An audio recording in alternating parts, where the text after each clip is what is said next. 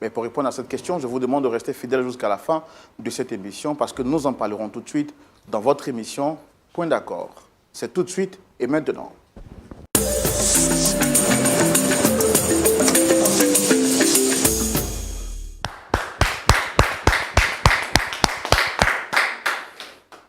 Les relations humaines ne sont pas exemptes de traîtrise, de confusion, mais aussi de méchanceté.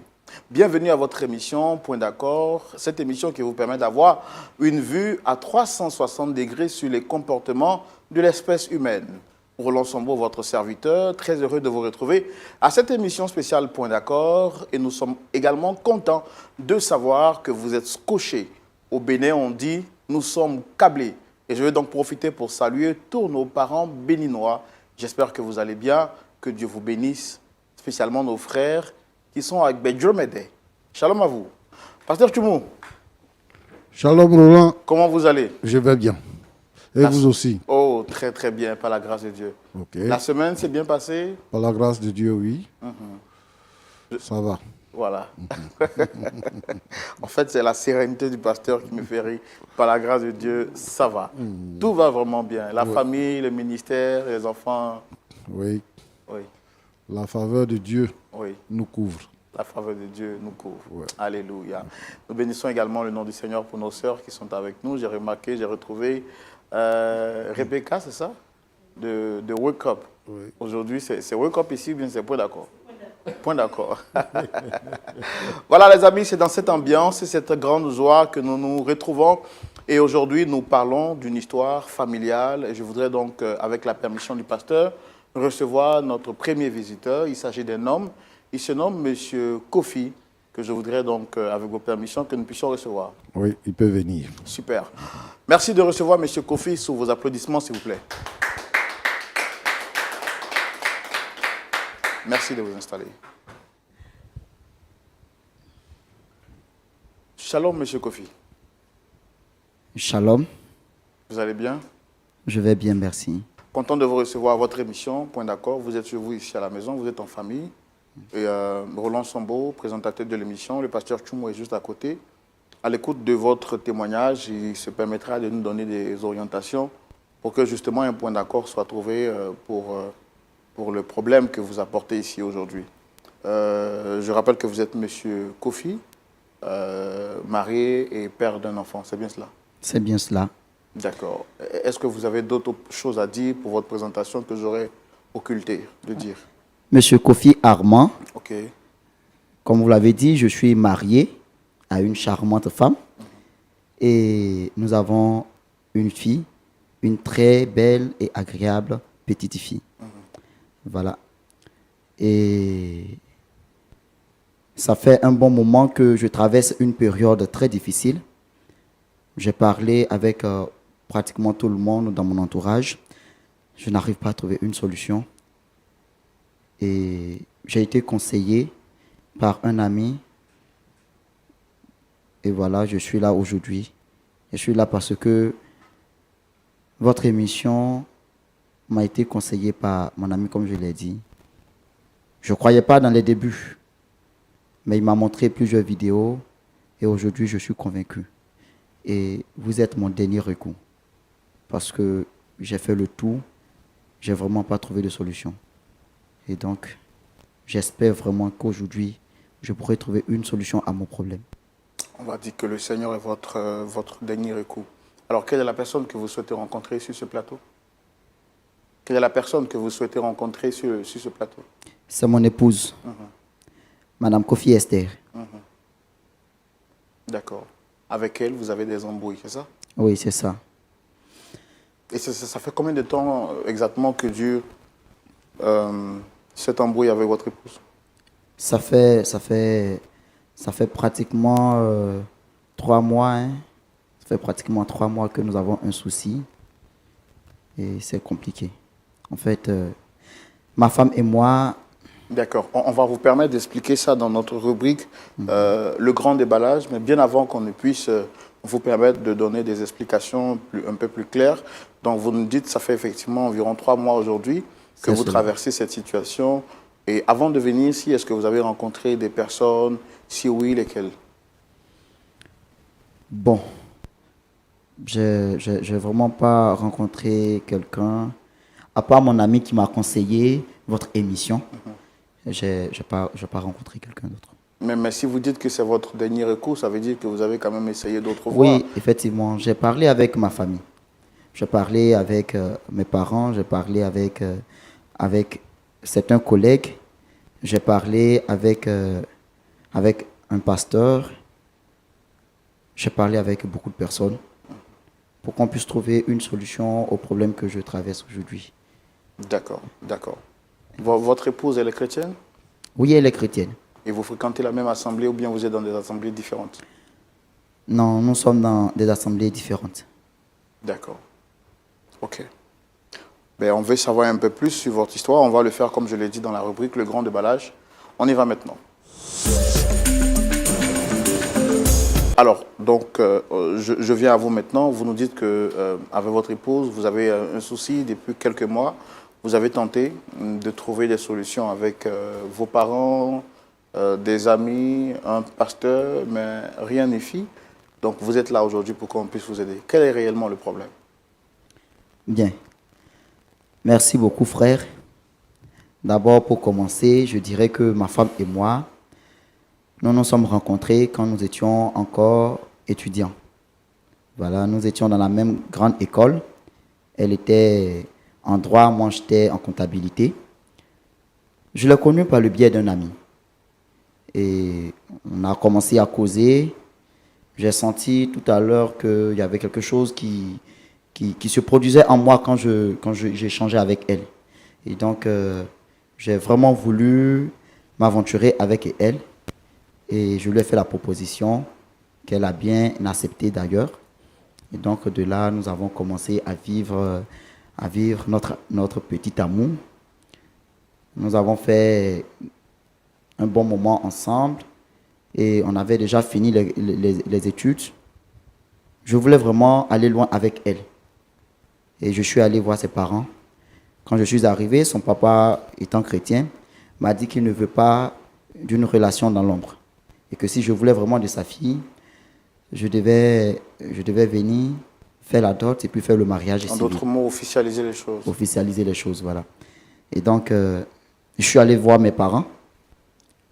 Je leur ai expliqué le problème. J'ai présenté la fille.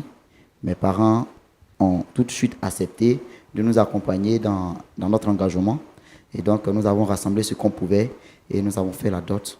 Nous avons fait le mariage civil. Et nous nous sommes installés ensemble. Il faut dire que dans les débuts, c'était vraiment difficile parce que moi, je ne travaillais pas. Après l'école, on passait des concours. On essayait par tous les moyens de pouvoir nous insérer. Mais bon, Dieu a fait grâce. Elle, son concours pour le trésor a marché. Mais pour moi, c'était encore compliqué. Je faisais le tout, je faisais, mais ça n'allait pas. On était à la maison, c'est elle qui faisait tout. Pratiquement tout ce qui est comme loyer, facture, tout ce qui était comme besoin de la maison. En tout cas, elle faisait de son mieux. Elle faisait ce qu'elle pouvait. Et avec ce que moi aussi je faisais, mes petites activités, j'essayais de temps en temps de la soutenir. Mais ça fait un moment qu'il y a un problème entre elle et moi. Parce que ma femme, je la connais, elle me connaît, on se connaît. Et depuis, comme je l'ai dit, 3 mois déjà, son comportement a carrément changé. Son comportement a carrément changé. D'habitude, quand elle va au travail, elle vient aux environs de 17h, 18h. Mais depuis un certain temps, elle rentre à 21h, à 22h. Et quand je lui demande, elle me dit que non, il y a du travail, ceci, cela. Et puis, elle a ces réactions vraiment bizarres. Quand tu lui poses une question, elle a tendance à s'énerver pour rien en fait, je ne comprends pas. Et souvent, nous sommes là, elle sort, elle se met dehors, elle communique, elle fait des sorties tardives. Bon, j'arrive plus à comprendre. J'arrive vraiment plus à comprendre. Et donc, j'ai essayé de parler avec elle.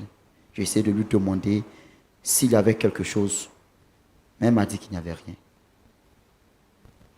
Et ça a duré pendant pratiquement 2 à 3 semaines. Elle me dit qu'il n'y a rien. Un soir, nous étions couchés. Et puis, son téléphone s'est mis à sonner. Disons aux environs de 23 heures par là. Alors, j'ai récupéré son téléphone, puisqu'elle dormait. Et j'ai vu le nom. Je ne connais pas vraiment le nom. Mais le numéro me disait quelque chose. Le numéro, vous avez l'air familier, Oui, c'est ça? C'est ça. J'étais sûr d'avoir déjà rencontré ce numéro-là quelque part. Alors, j'ai récupéré mon téléphone et j'ai mis le numéro dans mon téléphone. Et tout de suite, j'ai vu le nom de mon patron qui est sorti. Ça m'a paru vraiment trop bizarre, en fait. Parce que ma femme et mon patron, bon, il n'y a vraiment pas trop d'affinité, en fait. Ma femme, en plus du travail qu'elle fait au Trésor, elle vend des articles en ligne et ce sont des articles d'hommes en fait. Donc ça marche et moi, en tant que mari, je ne fais que la soutenir. Et donc j'ai présenté son produit à la plupart de mes connaissances, mes amis et même quand j'ai été appelé en entreprise, mes collègues, je leur ai présenté ce que vend ma femme. Juste même mon patron, je lui ai présenté ce que vend ma femme. Et un jour, mon patron m'a demandé s'il n'y avait pas d'autres articles. Et moi, je lui ai dit, bon, puisque c'est ma femme qui a toutes les photos et tout ça, donc je lui ai donné le numéro de ma femme, j'ai donné le numéro de mon patron à ma femme. Et puis, je lui ai dit, bon, voilà, mon patron demande. Donc, le jour où tu as du nouveau dans tes produits, il faut lui envoyer. Comme cela, il sera, comment dirais-je, au bon niveau d'information. Et donc, c'est la relation qui lie ma femme et mon patron. Mais ce jour-là, à 23 heures, je prends le téléphone de ma femme. C'est le numéro de mon patron qui sort. Bon, je commençais à me poser des questions. Je me suis dit, mais attends, qu'est-ce qui ne marche pas? Et ce jour-là, j'ai été tenté de fouiller son téléphone. J'ai récupéré son téléphone. Et j'ai commencé à fouiller sa messagerie. Vous avez l'habitude de regarder son téléphone? Pas du tout. Je n'ai jamais fouillé le téléphone de ma femme. Non. Mais bizarrement, ce jour-là, avec les situations qui prévalaient, et puis l'appel de 23 heures, franchement, ce jour-là, je n'ai pas pu résister. J'ai récupéré son téléphone et j'ai commencé à vérifier sa conversation avec mon patron. Mes frères, je te jure que je suis tombé sur des messages que tu ne peux jamais imaginer. Non. Je suis tombé sur des messages que moi-même je ne pouvais jamais imaginer. En fait, c'était la conversation d'une femme avec son amant, en fait. Et même, ce sont des mots que je voyais que ma femme même me disait plus depuis un certain moment, en fait. Et ce jour-là, j'ai eu le cœur percé. J'ai eu le cœur déchiré même. Je ne savais pas quoi faire. J'ai tourné, je me suis retourné, j'ai cherché le sommeil, je ne pouvais pas trouver le sommeil. Je suis sorti, j'ai marché dehors jusqu'à je suis revenu. Je ne savais pas quoi faire. Mais j'ai décidé d'attendre au matin pour en parler puisque elle va toujours au travail le matin et qu'elle est épuisée. Donc, j'ai voulu la laisser se reposer. Et donc, le matin, elle se réveille. Elle avait fini tout ce qu'elle a fait. Elle veut partir au travail. Donc, je l'arrête et puis j'aborde le sujet avec elle. Je veux savoir ce qui se passe entre ma femme et mon patron. Elle ne me dit rien. Et donc, je la mets face aux faits. Je lui dis, voilà, j'ai vu ton message, j'ai vu ta messagerie, j'ai vu vos conversations. Et donc, je veux que tu me dises réellement ce que tu entretiens comme relation avec mon patron. Vous savez ce qu'elle m'a dit? Non, dites-moi. Tu n'es pas un enfant. Ce que tu as vu là, c'est ça.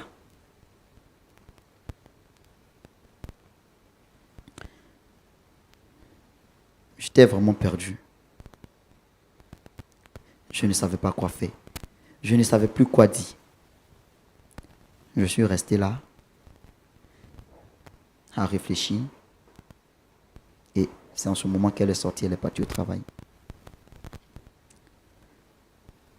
J'ai attendu le soir quand elle est rentrée. J'ai encore engagé le sujet. Et quand j'ai commencé à parler avec elle, j'ai compris qu'en fait, elle n'avait aucun remords en fait, à me tromper.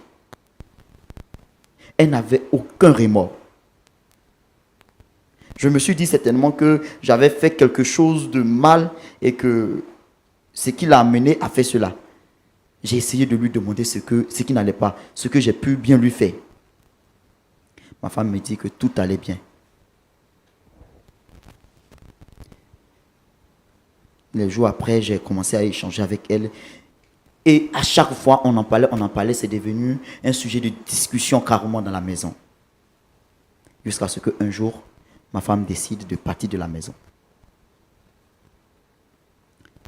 J'ai parlé avec des amis qui pouvaient la convaincre.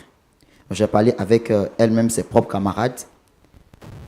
Ça n'allait pas. Je suis parti voir ses parents. Elle m'a dit que tout allait bien et que tout simplement elle ne voulait plus rien avoir avec moi. Et donc, je l'ai amenée vers son pasteur.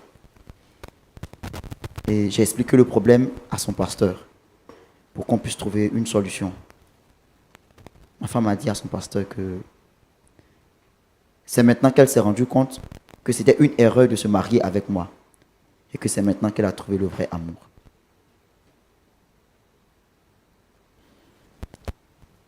Et depuis lors, je vis dans l'angoisse. Il y a ma petite fille qui est là. Elle a à peine 3 ans. Et ma femme est partie de la maison. Et je suis perdu. Tout ce que moi je veux, c'est qu'elle revienne à la maison. Quel que soit ce qui s'est passé, tout ce que je veux, c'est qu'elle revienne à la maison. Je veux tout simplement retrouver ma femme. Je veux tout simplement repartir sur de bonnes bases avec ma femme. Je me fiche carrément de ce qui s'est passé. Je veux carrément laisser tomber. Je veux simplement que ma femme revienne. C'est la raison pour laquelle je suis ici aujourd'hui.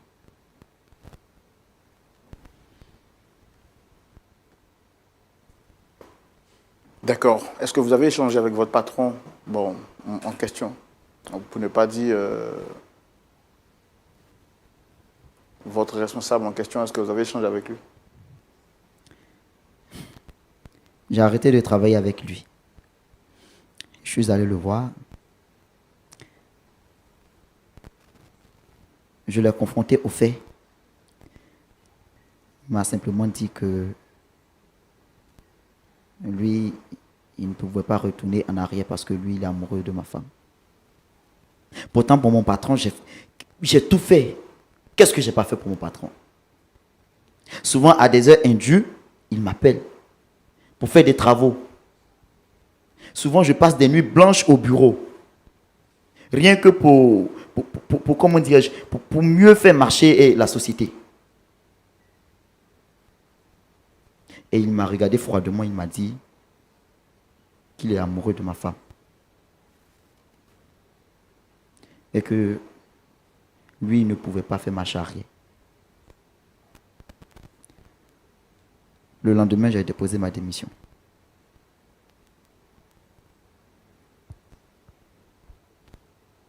Et votre fille, actuellement, elle vit avec qui? Avec vous ou avec sa mère? Elle vit avec moi.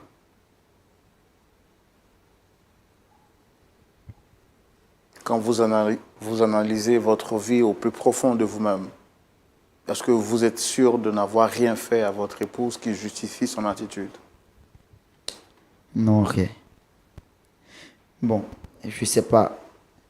Si c'était un peu plus tôt, j'allais me dire que c'est certainement parce que les choses n'allaient pas de mon côté et donc elle s'est mise avec mon patron. Mais pendant que je ne travaillais pas, elle est restée avec moi tout le temps et elle ne s'est jamais plainte. Et c'est maintenant que je travaille, maintenant que les choses vont mieux, c'est maintenant qu'elle abandonne. J'ai essayé, j'ai fouillé dans ma mémoire. Je ne sais vraiment pas ce que je lui ai fait. Je ne sais pas ce que je lui ai fait. Elle aussi, elle me dit qu'elle n'a rien, que je ne lui ai rien fait. Elle me dit qu'elle a simplement marre de cette relation. D'accord. D'accord. Vraiment, je suis navré de cette situation que vous vivez. On va également faire venir votre épouse parce qu'on a tout fait pour la voir, discuter avec elle aussi pour comprendre qu'est-ce qui justifie son acte et voir comment est-ce qu'on peut essayer de vous réconcilier, on va dire. D'accord. D'accord. Ok. Pasteur Tumo, Oui, Roland. voici l'histoire. Notre frère, M. Kofi, dit qu'il a souffert avec sa bien-aimée. Après quelques années, les choses n'allaient pas chez lui. Elle a commencé à travailler avant lui. Et c'est elle qui l'a soutenu jusqu'à ce qu'il devienne stable. Et quand il a commencé à être stable, ben, il ne manquait pas donc justement de l'aider dans ses activités annexes parce qu'elle travaille dans une institution financière de la place. Et pour l'aider dans son commerce, pour lui permettre bien sûr d'arrondir les fins du mois, il la présente à ses collègues, mais aussi à son patron, à qui elle présente elle aussi ses produits.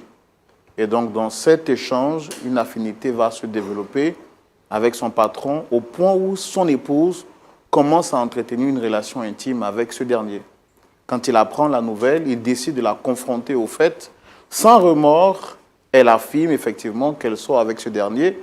Mieux, elle serait amoureuse de ce dernier au point d'abandonner son domicile ou son foyer pour revivre maintenant avec son patron. C'est donc avec un cœur rempli d'amertume, un cœur triste, qu'il vient sur ce plateau après avoir tout essayé. Il a rencontré ses parents, ses amis, même aussi son pasteur, mais cette dernière dit qu'elle se rend compte maintenant que c'était une erreur de se mettre avec lui. On a écouté sa version. On va également écouter la version de son épouse pour comprendre quel est le nœud du problème et voir comment est-ce qu'on peut les aider. Ok. N'est-ce pas? Oui. Merci public de recevoir Dame Kofi sur ce plateau sous vos applaudissements.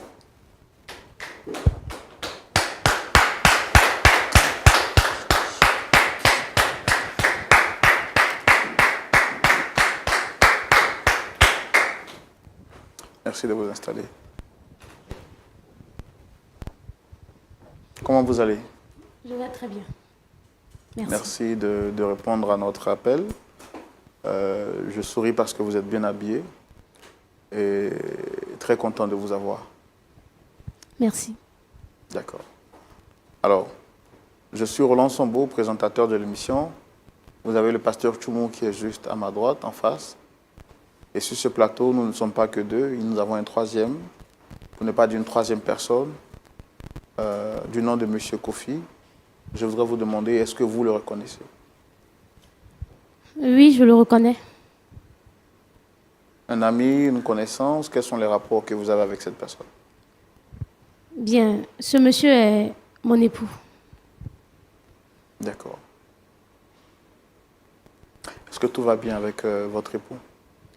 Oui, tout va bien. Personnellement, je n'ai pas de problème avec lui. Vous êtes sûr? Oui. Et d'ailleurs, je ne sais pas pourquoi je suis ici. S'il y a une quelconque affaire ou je ne sais pas quoi, qu'on me le dise ou qu'ils me le disent parce que je ne sais pas. D'accord. Bon, en tout cas, ce n'est pas ce qu'il nous a fait savoir sur ce plateau. Il nous a laissé entendre que le torchon brûlait entre vous. Et comme vous nous dites que tout va bien, bon, on va quand même lui donner la parole pour qu'il vous dise ce pourquoi il vous a fait venir. D'accord, qu'ils me disent. Monsieur Kofi, elle est là, vous avez la parole. Chérie, tu sais bien ce qui se passe. Tu ne peux pas dire que tu ne sais pas ce qui se passe. Tu ne peux pas dire que tout va bien. Hein? Je dis qu'il n'y a rien. Il n'y a rien. Mais il n'y a rien comment? Tu ne peux pas te lever, quitter ton domicile et puis dire qu'il n'y a rien? Attends. Tu penses qu'une femme qui a souffert avec son mari autant peut se lever du jour au lendemain et quitter son foyer comme ça s'il n'y a rien? Si tu ne lui as rien fait, tu es sûr que tu ne m'as rien fait. C'est justement le problème en fait. C'est justement ça le problème. Si je t'ai fait quelque chose, mais dis-moi pour qu'on trouve une solution. Ok. Hein? Si tu veux entendre ce que tu m'as fait, je vais te dire. Quand je dis Sandrine, ça te rappelle quelque chose? Sandrine? Oui, Sandrine. Mais Sandrine, c'est ma cousine. Sandrine, c'est ta cousine. En plus, tu mens. Tu n'as même pas honte. Tu oses me convoquer. C'est toi, tu oses me convoquer. Après tout ce que tu m'as fait, tu me convoques pourquoi? Écoute, ce qui se passe entre moi et puis ton patron, là, c'est vrai. Je vais te le dire ici et maintenant. Ce que tu as vu dans mon téléphone, là, c'est ça qui est ça. Et ça ne va pas changer. En tout cas, pas maintenant. Même pas. Chérie, s'il te plaît. En fait, tout ce que moi je te demande, c'est de revenir à la raison. Hein? Qui me Tout parle ce de que moi je te raison? demande, c'est de revenir Qui à la me parle raison. de raison? Toi. Oui, mais si moi j'ai fait venir ma cousine que tu n'as pas appréciée. Fallait tout Arrête simplement de me dire- mentir là. Arrête ça. Sandrine n'est pas ta cousine. D'accord, je veux poser une question, je veux comprendre. Monsieur Koufi, Sandrine, c'est qui exactement? Sandrine, c'est l'une de mes cousines qui est venue passer un moment avec nous à la maison. D'accord. Donc, madame, si je comprends bien, c'est à cause de sa cousine que vous avez quitté la maison? Vous n'avez pas apprécié? Est-ce qu'avant avant de faire venir sa cousine, est-ce qu'il vous a demandé la permission, oui ou non? Il m'a demandé la permission. Donc, si je comprends bien, il y a eu un malentendu entre sa cousine et vous. En vérité, entre moi et la fille, sa cousine, il n'y a jamais rien eu comme problème. Mais il est venu un jour à la maison, après tout ce qu'on avait vécu, hein, parce que je ne vous l'ai pas dit, mais on s'est connus très jeunes, Ok. quand on était étudiants. Et on a vécu notre vie vraiment dans toute la simplicité possible, quoi. Il n'y avait pas de problème entre nous, rien. On s'est même mariés et Dieu m'a fait la grâce de travailler avant lui. Et malgré tout ça, je n'ai pas détourné le regard. J'ai vécu ma vie de femme au foyer, soumise comme on me l'avait appris à la maison et à l'église. J'étais même prête à payer le loyer, de la nourriture. Je m'occupais de moi et de lui. Et souvent de nos deux familles, pour qu'on puisse garder la tête haute, de sorte à ce qu'on ne puisse pas subir de moqueries et tout. Mais un jour, je l'ai fait asseoir dans la chambre et je lui ai remis une certaine somme d'argent, 3 millions de francs CFA. Parce que je voyais la souffrance de mon mari. Et au travail, je venais de recevoir ma prime. Et j'avais quelques économies de côté que j'ai complétées à ma prime. Et cela faisait 3 millions. Et je lui ai remis les 3 millions. Et je lui ai dit que comme il se débrouille pas mal et qu'il fait les petits boulots ça et là, il avait des projets dont il m'avait parlé. Donc je lui ai dit de prendre cet argent et de réaliser ses projets avec. Essayez d'attraper le micro par le milieu, voilà. Ok. Et de réaliser ses projets avec. Merci. Il était tellement heureux que moi aussi, bon, j'étais heureuse parce que quand on fait du bien, on est forcément heureux. Après lui avoir remis les 3 millions, je crois, une ou 2 semaines après, il revient à la maison avec une jeune fille. Bon, une jeune femme, si on veut le dire. Que je ne connais pas, que je n'ai jamais vue. Bon, je lui demande c'est qui, normalement. Et il me fait comprendre que c'est sa cousine. Et bon, n'étant pas naïve, je vais vers ses frères et sœurs que je connaissais très bien parce que je ne la connaissais pas, vu que je connaissais tous les membres de sa famille. Et eux, en complicité avec lui, ils me disent que oui, la fille, c'est leur cousine éloignée que je ne connaissais pas, qui avait perdu tous ses parents. Et que lui, il était vraiment un rempart pour elle. S'il ne l'aidait pas vraiment, les choses ne se finiraient pas bien pour la fille. J'ai pris sur moi, j'ai dit ok, il n'y a pas de souci. Si mon mari veut aider, qui suis-je pour refuser? En tant que bonne femme, j'accepte la fille chez moi. Est-ce qu'avant de la faire venir à la maison, il a pris le temps de vous informer auparavant? Vous avez dit oui déjà, c'est ça? Oui, il m'en a parlé. Il m'en a parlé un soir dans la chambre. Mais j'étais un peu sceptique parce que je n'arrivais pas à concevoir cette histoire de cousine que je ne connaissais pas et que je n'avais jamais vue. Mais parce que c'est mon mari et que je voulais lui faire plaisir comme d'habitude, J'ai accepté la fille à la maison. On a vécu avec la fille pratiquement pendant 8 mois. 8 mois. Je me suis occupée pendant 8 mois de lui et de la fille, et en même temps de notre enfant parce qu'on avait une fille. Figurez-vous que je cuisinais pour cette dernière. Il m'arrivait, c'est faux. Il m'arrivait parfois même de lui faire la lessive. J'étais un peu comme... j'étais tellement naïve. Je pensais tellement faire du bien à une fille qui a perdu ses parents et tout. J'avais un peu pitié. Donc, je me retrouvais à la prendre comme ma propre sœur. Et puis surtout aussi que c'était sa cousine, donc vous vouliez entretenir les rapports, en fait. Exactement. Et vu que je savais que sa famille n'avait pas une très belle image de moi, il n'était pas vraiment très content de notre mariage. Donc, je voulais faire bonne impression à cette dernière. Peut-être que, de par son biais, les autres pourraient peut-être m'accepter et dire que je suis bien en réalité et tout. Donc, je me suis donné corps et âme. Je me suis donné à fond pour que cette dernière-là ait du réconfort et vraiment se sente à l'aise chez elle. On est resté dans cette histoire pendant 8 mois, comme je vous ai dit. Et un jour, ils viennent tous deux m'annoncer que la fille doit aller en Europe. Comme quoi, ils ont fait des papiers pour la fille et la fille vraiment a eu des opportunités, elle doit partir. Moi, je suis contente. Je me dis que bon, c'est-à-dire que dans ma maison, il y a la grâce. Si mon mari et moi avons hébergé une fille et qu'elle a pu s'en sortir au point d'avoir un billet d'avion pour aller en Europe et tout, c'est vraiment magnifique. J'ai remercié le Seigneur. J'ai même organisé une fête à la maison de départ à la fille. Parce qu'elle devait partir, on voulait commémorer le moment. Après tout ça, la fille est partie. Et notre vie a continué comme rien n'était. Quelques jours plus tard, je reçois un appel d'un numéro étranger. Bien évidemment, je décroche. Et au téléphone, je reconnais la voix de la fille. Je suis contente, je me dis, ah, mais c'est comment tu es arrivée là-bas, tout va bien, comment tu vas, comment les choses vont là-bas et tout. La fille me dit, oui, ça va très bien, je suis arrivée dans de bonnes conditions, merci pour tout, mais ce n'est pas pour ça que je t'appelle. Mais moi, je suis inquiète en ce moment-là, je me demande, mais qu'est-ce qui se passe? Qu'est-ce que la fille veut bien me dire, vu que c'est vrai qu'on a vécu ensemble, mais je ne suis pas tellement proche au point qu'elle puisse me confier des choses comme ça et tout. Et c'est en ce moment-là que la fille va me faire savoir que, en réalité, elle n'est pas la cousine de mon mari, mais plutôt sa maîtresse.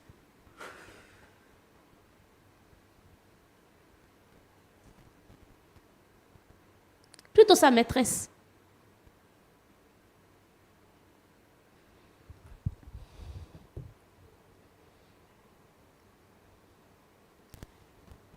À ce moment précis-là, franchement, je ne savais pas quoi penser de lui. Et aussi de la fille. J'étais sans voix. Et là, la fille me dit qu'elle avait un objectif avec lui. Elle est venue chez nous, on l'a bien reçue et tout. Elle ne pouvait pas partir aussi parce qu'elle voulait voyager. Et vu que maintenant, elle avait eu ce qu'elle voulait, elle avait coupé les ponts avec lui. Elle avait même bloqué son numéro.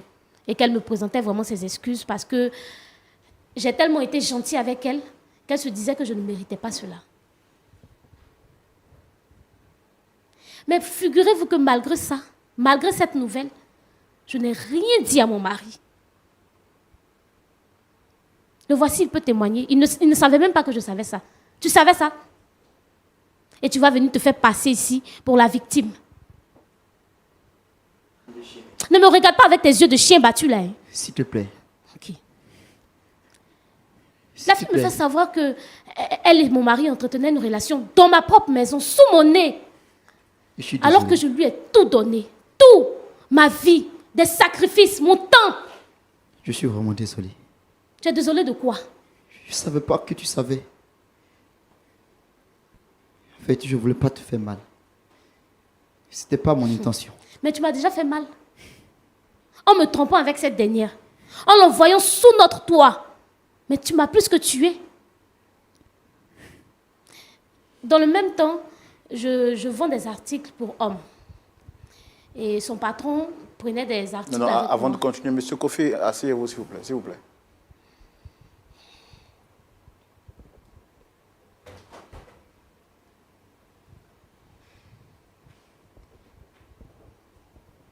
Non, mais je vous avais demandé, est-ce que vous avez conscience d'avoir fait un jour quelque chose à votre épouse qui justifiait au moins qu'elle parte de la maison? Vous m'avez dit que vous ne vous reprochez absolument rien.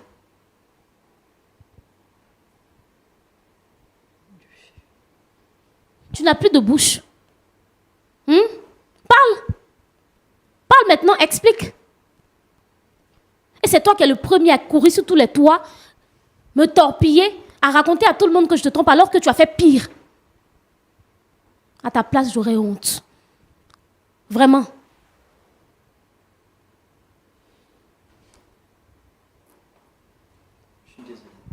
Ne me présente pas tes excuses, parce que D'accord. cela ne servira à rien. Excusez-moi, je vous avais interrompu, je vous laisse terminer. Ok. Et donc, je disais que, comme je vends des articles pour hommes, son patron prenait des articles avec moi. Et comme ça, on a commencé à entretenir une relation cliente et vendeur et tout. Et à la suite de cela, son patron a commencé à me faire des avances. Des avances que je refusais, bien entendu. Parce que je me disais que je ne voulais pas tromper mon mari. Et même si le patron était bien plus aisé que mon mari, ce n'était pas une raison pour lui faire du mal.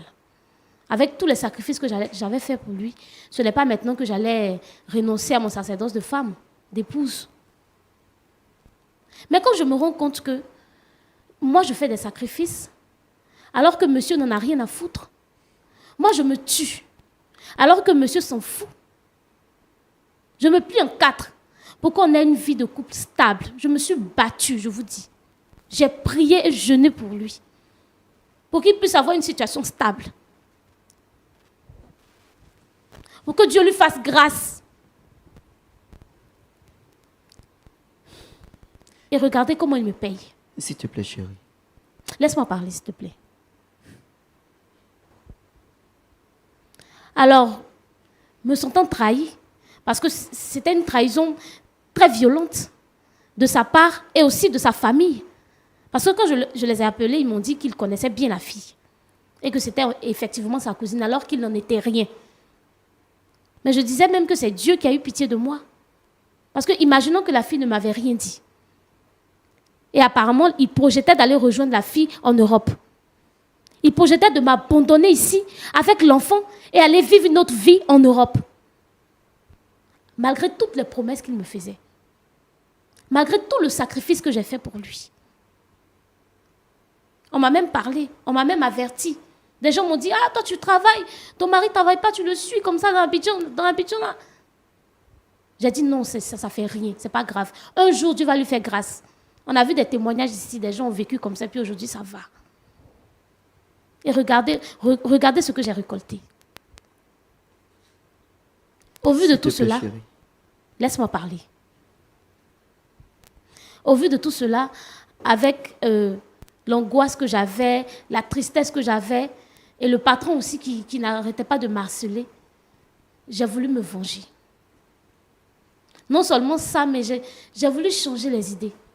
J'ai voulu découvrir d'autres choses. Ne plus penser à lui, ne plus penser à la situation. Et son patron était au début comme une béquille sur laquelle je m'appuyais pour surmonter cette histoire. Mais après l'avoir fréquenté et tout, j'ai vu que c'était un homme bien. Et je suis tombée amoureuse de lui. Chérie. Oui. Et là où je suis, je ne compte même pas retourner à la maison. C'est pas sérieux, s'il te plaît. Ne dis pas ça. Toi, tu vas parler de sérieux. Tu sais ce que ça veut dire sérieux? Chérie, pense au moins à tout ce qu'on a vécu, s'il te plaît. Je ne peux pas penser à quelque chose. Où je suis là. Je ne peux même pas penser à quelque chose. Regarde ce que tu m'as fait. Non seulement, mais tu pouvais me tromper dehors. Mais tu l'as ramené sous notre toit. Tu m'as trompé sous mon nez. C'est-à-dire que tu m'as utilisé. En fait, tu m'as prise comme quelqu'un qui n'a même pas de cerveau, en fait. Et tu étais là, tu étais à l'aise. Pendant que la fille était là, moi j'étais là. Je lui faisais à manger et tout. Tu savais très bien que c'était ma rivale. Et tu m'as laissé souffrir. Tu te moquais de moi, j'imagine même pas. Non, chérie. Et tu vas venir t'asseoir là et dire que ma femme... Écoute, Fais très attention à toi. S'il te plaît, Fais chérie. très attention à toi. Je n'ai pas besoin de tes excuses. Et je ne veux même pas tes excuses. Pense au moins à notre petite fille, s'il te plaît. Toi, tu as pensé à elle. Tu as pensé à elle. Vous faites des choses et après vous venez demander aux gens de penser. C'est moi qui dois penser. Quand tu me trompais, ce que tu pensais. Tu ne pensais pas à moi, tu n'as pas pensé à moi. Et ce n'est pas maintenant que tu vas venir me demander de penser à toi. Pour ma fille, ce n'est même pas un problème. Je vais la récupérer bientôt. Non, chérie, c'est Si. pas possible. Non, Oui, chérie. je Non, vais tu fais pas récupérer ça, ma s'il te fille et plaît. aller vivre ma vie ailleurs. Non. Parce que notre mariage était décidément une erreur que je n'aurais Chérie. pas dû commettre. Exactement. Tu as bien entendu. Non, s'il te plaît, ne dis pas ça. Jamais de la vie. S'il te plaît. Je dis que non. On peut repartir sur de bonnes bases. C'est s'il te pas plaît. mon problème. D'accord, Je suis pas dedans. d'accord. J'ai bien compris ce que vous avez dit. Avant de revenir à M. Kofi, je veux vous demander, mais vous êtes chrétienne? Oui, je suis chrétienne. Et qu'est-ce que la Bible vous recommande dans ce genre de situation? Vous trompez parce qu'on vous trompe? Bien évidemment que la Bible recommande de pardonner, de ne pas rendre le mal par le mal. Mais ce n'est pas une question de Bible. C'est mon cœur qui l'a brisé. C'est ma vie qui l'a détruite. Imaginez-vous, je suis en train de revivre une vie, de recommencer tout à zéro, alors que j'étais dans un rêve où je me disais qu'avec mon chéri, on allait s'en sortir, il allait avoir du travail. Je me faisais une idée de la vie, en fait. La Bible demande de pardonner. J'en suis très bien consciente. Mais au stade où j'en suis, ce n'est plus une question de pardon. J'ai peur pour ma propre vie. J'ai peur pour mon cœur. Parce que je ne sais pas ce qu'il me réserve encore. D'accord. Alors, M. Kofi, donc vous envisagez avec l'argent que votre épouse vous a donné, aller vivre une autre vie avec votre soi-disant maîtresse qui était venue votre cousine. Quand vous-même vous analysez ce que vous avez fait là, est-ce que vous méritez qu'on vous pardonne?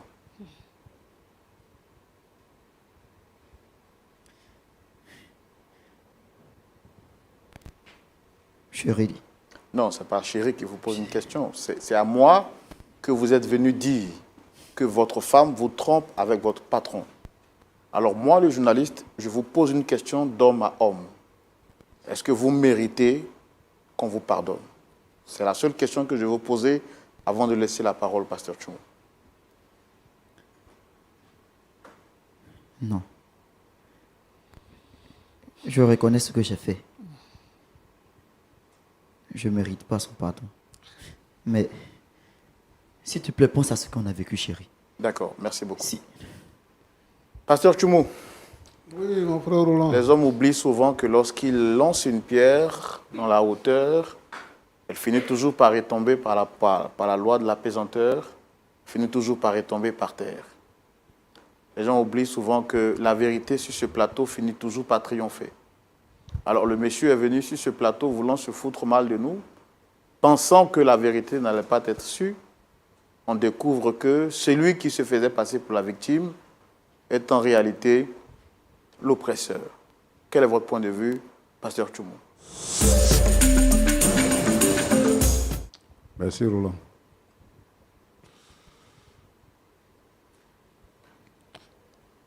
Bien. Kofi, ça va?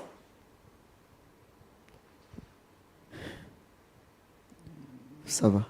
Tu dis que ta femme est partie de la maison, ça fait 3 mois. Ou bien? Non, sa relation a commencé, ça fait 3 mois, mais elle est partie, ça fait environ 2 mois. Environ 2 mois. D'accord. Ta femme là, quand tu ne travaillais pas là, tu as dit qu'elle payait les factures, elle s'occupait de la maison. Elle s'est occupée de la maison pendant combien de temps? Et puis toi, tu as eu du travail. Pendant 4 ans. 4 mois. 4 ans. 4 ans. Mais pendant ce temps, tu sortais déjà avec l'autre fille là, au moment où tu ne travaillais pas là. Bon. Oui, mais c'était pas au début. Quand on a commencé, ça n'a pas vraiment duré. J'ai dit, quand toi, tu ne travaillais pas là, est-ce que tu sortais avec cette fille-là?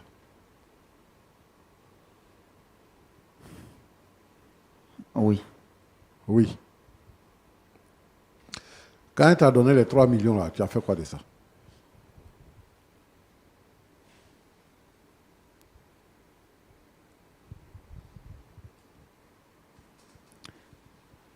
J'ai utilisé une moitié pour faire nos papiers. Toi et puis la fille là. Tu as fait vos Oui, papiers. pasteur. Mais pourquoi tu n'es pas parti avec elle et puis elle est partie seule? Quand elle est partie, bon, j'ai voulu qu'elle s'avance en fait. Je voulais pas que ma femme sache que j'étais parti avec elle. C'est pourquoi je lui ai demandé de partir d'abord et puis après, j'allais la rejoindre. Je vois que tu es intelligent. Ta femme, elle se sacrifie pour vous. Toi, votre enfant et elle-même, elle veut que vous ayez une vie normale, une vie stable. Elle a vu que tu souffres et que pour elle, en tant qu'épouse, elle pense que son mari doit avoir une situation pour que la société puisse respecter son mari. Donc, elle prend son argent, elle te donne. Pendant ce temps, toi, tu penses que cet argent-là peut servir à faire partie une autre femme en Europe. Et c'est ce que tu fais. Et tu fais venir la femme dans la maison et tu vis avec elle dans la maison en présence de ta femme. Et donc, tu as 2 femmes dans la maison et tu fais croire que l'autre là, c'est ta sœur, alors qu'il n'y a pas un lien de parenté. Donc, tu t'organises pour partir en Europe. Donc, l'argent là, les papiers là, tu n'as pas encore fait ou bien tu as fait? Si, j'ai fait. Tu as fait. Donc, tu as un voyage en vue. Non, j'ai annulé le voyage. Mais pourquoi tu as annulé? C'est parce que je me suis rendu compte que c'était une grosse bêtise que je faisais. Donc, Tu as vu comment c'est comme si ta cervelle est renversée, quoi. Donc, tu as gaspillé l'argent. Tu as gaspillé l'argent, c'est ça? Parce que ce n'est pas ton argent, ce n'est pas ton travail. C'est le travail de quelqu'un d'autre. Donc, comme tu ne la considères pas là, tu t'en fous d'elle, tu peux gaspiller l'argent. Et puis après, elle peut faire d'autres sacrifices pour te donner l'argent encore. C'est ça? C'est parce que tu as vu qu'il y a un autre homme qui est entré dans sa vie que maintenant, tu veux revenir sur tes pas. Sinon, tu avais fait un chemin tout tracé pour l'abandonner et partir. Donc, tu penses que si toi, tu n'es pas avec elle, là, elle ne peut pas trouver un autre homme, quoi.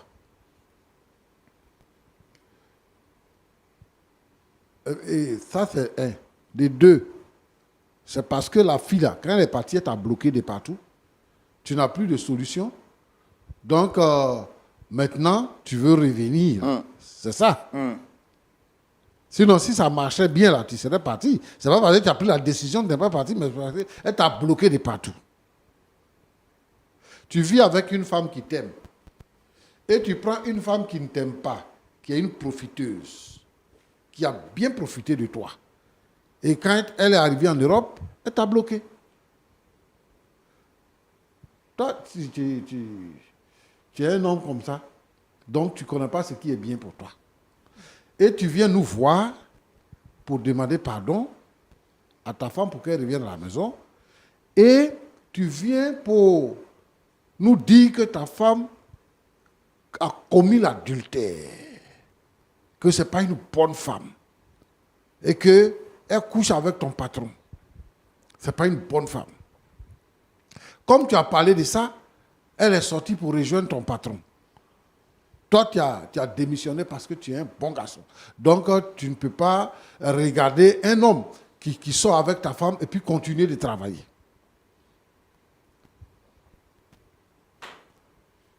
Bon, je sais que tu as mal parce que tu es en train de perdre beaucoup de choses. Tu as perdu ta femme, tu as perdu son argent et donc tu veux la reconquérir pour avoir son argent et pour l'avoir elle-même. Maintenant, qu'est-ce qui prouve que tu n'as pas une autre maîtresse? Parce que si tu es capable de faire venir ta maîtresse dans la maison, dans votre maison conjugale, elle loge dans l'autre chambre, et que toi tu fais la navette entre les deux chambres. Hein, quand ta femme va au travail, là, tu vas dans l'autre chambre là-bas, et tout ça. Si toi tu es capable de ça, les belles femmes là, il y en a beaucoup ici. Tu as une autre encore, non? Il y a l'autre qui a remplacé celle qui est partie en Europe là. Non. Non. Bon, mon frère, c'est toi-même qui as cherché ce que tu es en train de vivre là. Roland, Oui, pasteur. il est venu nous dire ici qu'il est chrétien et qu'ils se sont mariés dans le Seigneur. Tu as une jolie petite femme, belle, intelligente, travailleuse, compréhensible. Elle est, comment on dit ça là? Elle est fertile. Comment on dit ça? Elle peut faire des enfants pour te donner. Donc, tu ne manques de rien. Tu peux aller dans tous les milieux avec elle. Tu ne peux pas avoir honte parce qu'elle est cultivée. Hein? Qu'est-ce qui manque? Qu'est-ce qu'elle n'a pas que celle qui est partie en Europe là a? Elle te donne l'argent, l'autre là, c'est toi qui lui donne. Et ton cœur est là-bas. Tu as tes yeux pour pleurer aujourd'hui. Ma fille, on m'a dit que tu t'appelles Esther, c'est ça? Oui, pasteur. D'accord. Ton mari t'a trompé. Tu as mal. Hein? Oui, pasteur. Ok. Et Roland t'a demandé si tu es chrétienne. Tu as une culture chrétienne. C'est ça? Tu connais la parole de Dieu. Et tu dis même que ce n'est pas une affaire de Bible, c'est une affaire de cœur. Il a brisé mon cœur. Donc toi, si un homme te trompe, tu le trompes. Non, mais écoutez, moi je pense que vous devez avoir de la retenue, hein, vous qui êtes nos enfants là, nos enfants que nous encadrons dans l'église, vous devez avoir un peu de retenue. Tu dis que nous sommes mariés, vous êtes liés par les liens sacrés du mariage. Et parce que ton mari t'a trompé, toi aussi, tu dis qu'il a envoyé femme dans votre maison. Et toi, tu t'en vas sortir avec son patron, c'est-à-dire l'homme de qui il est plus proche, avec qui il travaille, son collaborateur. Tu t'en vas sortir avec lui. Tu as déménagé chez lui là-bas, non?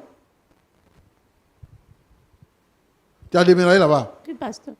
Il n'est pas marié. Non, Il est chrétien. non. D'accord.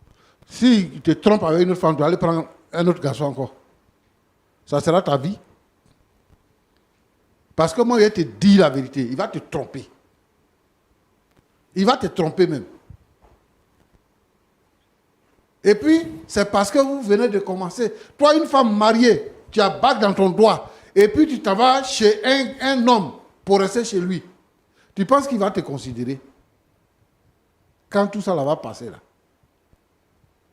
Écoute, tu sais, les femmes sont belles.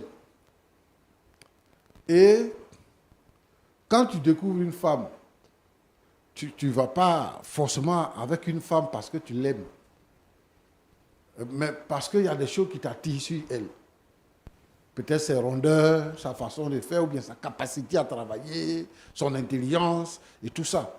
Et puis vous commencez à vivre ensemble. L'amour, là, ça vient après. Si lui, il a trouvé mieux ailleurs, si lui, il est capable de sortir avec une femme mariée, et de surcroît avec la femme de son collaborateur, et d'arracher la femme de son collaborateur, donc il peut prendre une autre femme. Il ne va pas te faire confiance parce qu'il va se dire que toi, tu peux sortir avec quelqu'un d'autre. Et tu viens dire ici que ce n'est même pas la peine. Hein? Parce que moi, je ne vais plus revenir là où je suis heureuse là-bas. Tu mens, tu n'es pas heureuse. Depuis quand quelqu'un qui veut se venger est heureux? C'est l'amertume qui est dans ton cœur. Et toi-même, tu n'as pas honte de toi? Quand tu t'en vas, tu laisses ton mari et puis tu t'en vas te déshabiller devant un autre garçon. Tu n'as pas honte toi-même? Tu n'as pas honte. Mais vous venez ici avec des enfantillages.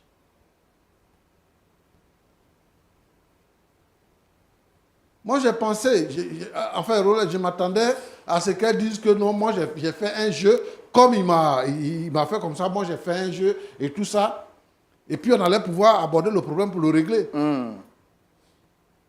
Et toi, tu es une femme indigne.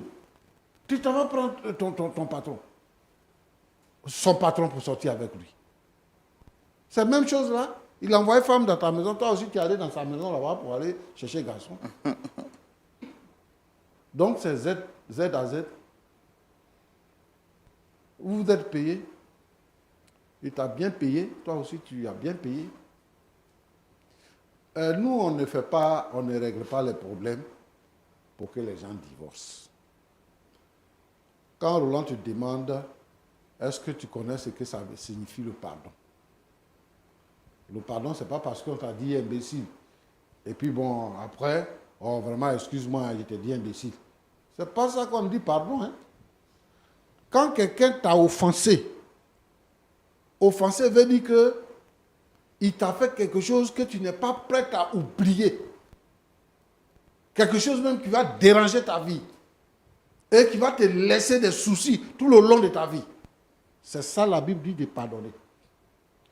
Tu sais, quand Jésus donne l'exemple du pardon, c'est-à-dire que Jésus a parlé du pardon, il a enseigné le pardon. Mais il donne maintenant l'exemple du pardon. Et il donne l'exemple du pardon à la croix. Quand on le frappe, quand on le crucifie, quand il est en train de mourir, il dit, Père, pardonne-leur car ils ne savent pas ce qu'ils font. Et quand le brigand à la croix lui dit, souviens-toi de moi quand tu seras dans ton royaume. Il dit, aujourd'hui même, tu seras au paradis avec moi. Quand il donne l'exemple du pardon, c'est concret. Quelqu'un qui est en train de te tuer, et puis tu dis, je te pardonne parce que tu ne sais pas ce que tu fais. Ton mari, il ne savait pas ce qu'il faisait. Il était en erreur. Et tu allais garder ta raison si tu n'étais pas allé faire la même chose que lui. Mais malheureusement, tu allais faire la même chose que lui. Ce qu'on va vous demander, vous deux, c'est que lui, pour lui, la porte est fermée. Parce que la fille elle-même, là, elle t'a appelé toi pour te dire que j'étais à la maison, là, je n'étais pas la cousine de ton mari, mais je sortais avec lui. Maintenant, là, j'ai décidé de ne plus être avec lui, je l'ai bloqué. Prends ton mari. Donc, lui, où il est là, il n'a plus de solution. Ce qu'il peut faire, c'est de reconquérir sa femme. Donc, moi, je dis que Kofi est venu ici, là, pour te reconquérir, toi, Esther. Donc, si on peut considérer que vous deux, vous vous êtes trompés, quand on prend un chemin et qu'on se trompe, on revient sur ses pas. Vous êtes très jeune, vous pouvez toujours continuer de bien marcher et de marcher ensemble. Donc, je vous demande à vous deux de vous pardonner. Kofi, il faut pardonner à ta femme. Esther, il faut pardonner à Kofi. Et vous allez reprendre votre vie pour élever votre fille. Je sais qu'après ça, personne d'entre vous ne va oser aller tromper l'autre. Sinon, ce que tu fais là, ta vie là, ça sera une vie gâchée. Parce que le monsieur là, il va gâcher ta vie. Et quand une femme parle de déception en déception, Tu sais ce que ça donne? Elle devient une femme de tout le monde. Moi, je veux que tu sois réservé et que tu gardes la foi. Alors, pardonne à ton mari et reviens à la maison. Roland, voilà ce que je voulais dire. D'accord, Pasteur Tchoumo, merci beaucoup. En tout cas, vous avez bien parlé. Vous avez très bien parlé. Mais est-ce que vous pouvez revenir un peu sur les hommes, là, Pasteur, qui fatiguent beaucoup les femmes? Oui, c'est vrai. Vous savez, frère Roland, aujourd'hui, là, je ne sais pas ce qui se passe dans la tête des gens. Mais la sexualité est devenue un jeu. Un vrai jeu. Et donc, les hommes se prêtent à ce jeu-là. Mais moi, je veux que vraiment, ce jeu-là soit pour ceux qui n'ont pas connu la parole de Dieu, qui ne connaissent pas le Seigneur. Comment tu peux comprendre que Kofi prenne une fille dehors, avec la complicité de ses parents, et il l'installe dans la maison? Il y a beaucoup de gens aujourd'hui qui font ça. Ils viennent avec des filles, des élèves dans la maison. Et il y a des filles qui viennent et tout ça dans la maison. Comme il ne veut pas aller loin, donc il a fait venir directement à la maison, comme ce que Kofi a fait. Et il joue les victimes. Il se joue les victimes. En tout cas, moi, je veux lancer un appel ici à tous les frères en Christ d'avoir de la mesure vis-à-vis du sexe opposé. On ne t'a pas obligé. Est-ce qu'on t'a obligé pour que tu la prennes comme femme? On ne t'a pas obligé. Toi-même, tu as regardé. Vous étiez dans l'école, là, tu as regardé. Et puis, tu dis, je vais te marier. Et toi-même, sans tes parents, tu es allé voir ses parents pour dire à ses parents, je la veux. Son papa dit, bon, moi, je ne veux pas une relation clandestine, donc il faut faire les choses normalement. Tu prends tes parents, tu l'épouses, et vous vivez ensemble. Et tu trouves le malin plaisir de la tromper. Hein? Quand on va parler, on va dire que tu es l'homme. L'homme, là, il y a quoi dessus? Parce qu'en fait, à un moment, tu as été femme dans la maison. Hein? Elle a travaillé, toi, tu ne travaillais pas. Tu étais femme. Elle te nourrit. Elle achète tout pour te donner. Du haut jusqu'en bas. Elle te donne manger. Et tout ça. C'est elle-même qui a dit que je ne veux pas que les hommes, les gens, rient de mon mari. Avant qu'il ait du travail, moi, je vais lui donner un peu d'argent. Toi, tu peux trouver femme comme ça aujourd'hui qui va compter 3 millions, te donner pour que tu puisses te débrouiller. Et toi, ce que tu trouves là, c'est que les 3 millions là, c'est bienvenu. Tu vas entretenir ta maîtresse. Honte à toi. Honte à toi et honte à tous ceux qui ont des maîtresses qui mettent les femmes mal à l'aise. Tu sais qu'une femme là, quand elle est mariée, sa fierté, c'est son mari. Elle est prête à parler de son mari partout. Elle change même de nom. Elle porte le nom de son mari. Et dans tous les milieux qu'elle passe, elle veut que les gens sachent qu'elle est mariée. Donc, c'est nous les hommes, on est un peu discrets par rapport à nos alliances. Sinon, les femmes, elles font tout pour montrer leur alliance. Parce qu'elles sont mariées, elles sont fières d'être mariées. Et donc, elle a tout fait pour donner du crédit à ce mariage-là. Et toi, tu as tout fait pour le détruire. En tout cas, Roland. Oui, pasteur. Lui, là, ce n'est pas un homme. Ouais. Ce n'est pas un homme. Dieu t'a béni. Et puis toi-même, tu dis, je ne veux pas bénédiction. Moi, je veux la misère. Je ne veux pas la bénédiction. Et c'est comme ça beaucoup de chrétiens aujourd'hui. Dieu les bénit. Si Dieu t'a donné une femme, c'est une bénédiction. Hein? Si Dieu t'a donné une femme, c'est parce que tu as ta femme. La femme s'occupe de toi, tu es rayonnant, que les autres femmes du dehors vont te voir. Sinon, si tu étais dans ton avant, là, femme ne peut pas te voir. Mais elle s'occupe de toi, elle cache ta nudité. Maintenant, toi, tu es devenu l'homme, quoi. Tu es devenu quelqu'un. Maintenant, tu mens. Ce que tu n'es pas là, c'est ça que tu présentes dehors. Moi, j'ai l'argent, je vais te faire partir de l'Europe. Honte à toi. C'est ce que je voulais dire. Merci, pasteur. Là, vous avez encore très, très, très bien parlé. Merci beaucoup. Je pense qu'on a écouté le pasteur Tchoumou. Monsieur Kofi, est-ce que vous avez quelque chose à dire?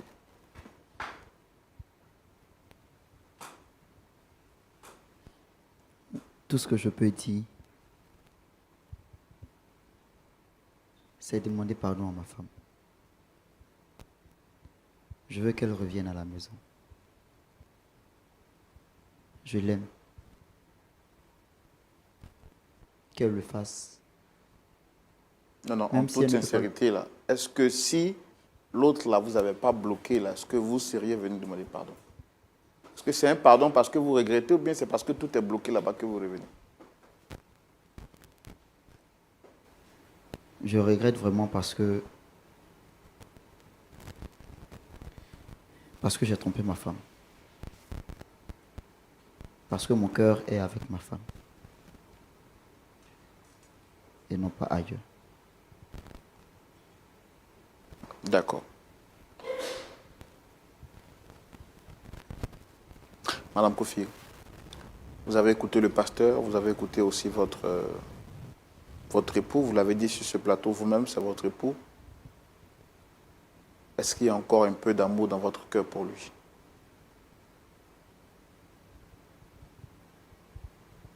En toute franchise, je ne sais plus.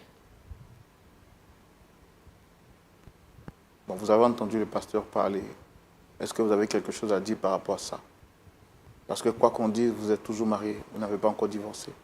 Effectivement, le pasteur a parfaitement raison. Il a dit ce qu'il fallait. Et je crois que, en tant que chrétienne, je n'aurais pas dû me comporter comme une païenne et regarder les choses comme le Seigneur demande qu'on fasse. Mais je me suis laissée emporter par mes sentiments. Et présentement où je suis, j'ai vraiment peur. J'ai vraiment peur parce que je ne sais pas quelle autre surprise il peut me réserver si jamais j'accepte de retourner avec lui.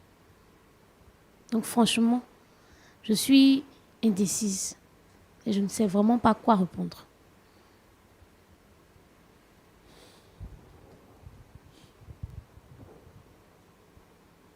Et votre mari est venu ici pour vous demander pardon. Parce qu'il dit qu'il veut repartir sur de nouvelles bases. Parce qu'il dit qu'il veut retourner sur de nouvelles bases. Qu'est-ce que vous avez à lui dire? Je ne peux pas accepter. Comment? Je ne peux pas accepter son pardon. Franchement, je ne peux pas. C'est parce que vous avez mal ou bien c'est parce que vous êtes encore amoureuse de son patron? Il y a tout ça qui est mêlé. Il y a le mal, il y a ce que je ressens pour son patron. Il y a tout ça.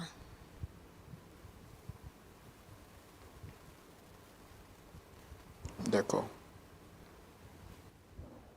Bon, pasteur Tchoumou, on a compris la sœur. Hein? Ouais. Elle dit que après tout ce que vous avez dit, elle reconnaît qu'elle s'est mal comportée comme une païenne, une non-chrétienne. Mais au stade où elle a vraiment mal. Et elle pense aussi qu'il y a le sentiment de l'amour de son nouveau amant qui est là. Bon. Pasteur, qu'est-ce qu'il faut faire dans ce cas de figure? Je pense que c'est la prière. On va faire la prière, mais je veux qu'elle retienne ceci. C'est que la meilleure voie, c'est de revenir à la maison, de laisser tout tomber. C'est la meilleure voie. Si elle est chrétienne, si elle pense que Dieu n'est pas étranger à tout ce que nous vivons, elle ferait mieux de pardonner à son mari et de revenir. Et de ne pas faire des suppositions pour dire que je ne sais pas ce qui me réserve encore. Parce que Dieu lui-même va occasionner une situation qui sera pire là où elle est partie là, par rapport à ce qu'elle a vécu. Et j'ai peur pour son cœur, parce qu'elle sera doublement blessée. Donc, le mieux pour elle, c'est de revenir, de pardonner à son mari, d'autant plus que les deux ne se sont pas bien comportés. De revenir à la maison, pour que les deux puissent construire leur vie dans la victoire. Mais je vais prier pour que le Seigneur puisse révéler au cœur de notre fille des bonnes choses et qu'elle puisse comprendre la bonté, l'amour de Dieu et qu'elle puisse savoir que la vie ne se limite pas au sexe. Mais cette vie que nous avons sur cette terre-là va s'achever dans le ciel. Et les pécheurs n'iront pas au ciel. Et ça, c'est un péché. Et donc, moi, je demande à tous ceux et celles qui vivent dans le péché de se repentir. Parce que nul ne sait ni l'heure, ni le jour de son départ. Donc, pour cela, il faut qu'on se repente et qu'on rentre dans la bonne direction. Voilà, donc c'est ce que je peux dire. D'accord, pasteur. Nous te disons merci, Seigneur. Toi qui nous connais mieux que nous-mêmes. Toi qui nous aimes au-delà de nos espérances. Toi qui es mort à la croix pour le pardon de nos péchés. Je te prie pour Esther, qui a été vraiment blessée, déçue, et qui s'est mise dans une situation très embarrassante, qui ne pense même plus revenir avec son mari, tellement qu'elle a été déçue de lui. Elle l'aimait et elle voulait bâtir sa vie avec lui. Mais elle a été déçue. Et voici sa vie aujourd'hui, Seigneur. Je te la porte entre les creux de tes mains. Je veux que ta faveur la couvre. Permets au Saint-Esprit de changer son cœur et de la mener à la repentance et qu'elle puisse se réconcilier avec son mari. Je te demande de fortifier Kofi, de l'aider dans cette nouvelle façon de vivre maintenant et Seigneur de permettre que la victoire lui soit accordée aussi pour ne pas que lui aussi tombe dans les travers après ce qui est arrivé. Je te prie Seigneur notre Dieu, notre Père pour tous ces couples en souffrance pour problème de trahison. Seigneur, aujourd'hui, les femmes trompent leurs maris, les hommes trompent leurs femmes et les foyers chrétiens sont en souffrance. Je veux te demander, Seigneur, d'agir puissamment, de restaurer les foyers, de restaurer les vies et de permettre que chaque chrétien soit victorieux sur le péché. Merci, Seigneur, au nom de Jésus. Amen. Amen. Merci beaucoup, pasteur Tchoumou. Cette émission a été un peu plus longue, particulièrement parce qu'il s'agissait d'une histoire sensible. Et notre objectif, c'était de trouver un point d'accord. Même s'il est vrai qu'un point d'accord final n'a pas été trouvé, nous croyons que par la prière, tout reste possible. Je retiens de cette histoire que le mal que nous sémons, nous finissons toujours par le récolter. Comme peut le dire la Bible dans Jacques, que personne ne se mente à lui-même. Ce qu'un homme aura semé, il le moissonnera aussi. Mais n'oublions pas, quand les disciples demandaient à Jésus, combien de fois devons-nous pardonner? Celui-ci s'est écrié, il faut pardonner 77 fois. 7. Que Dieu nous donne à chacun la force de pardonner, mais surtout la sagesse de ne pas oublier que nous finissons toujours par récolter le mal que nous faisons. Que le Seigneur vous bénisse. Et je vous donne rendez-vous ce samedi à partir de 19h pour suivre le culte de LMTV en live et que Dieu vous donnera justement la force de comprendre par sa parole comment vous pouvez devenir vainqueur et plus que vainqueur sur le péché. D'ici là, prenez soin de vous, prenez soin des personnes qui vous aiment et n'oubliez pas que rien n'est acquis. Le bien que vous avez aujourd'hui peut s'évaporer demain. Que Dieu vous garde. Shalom.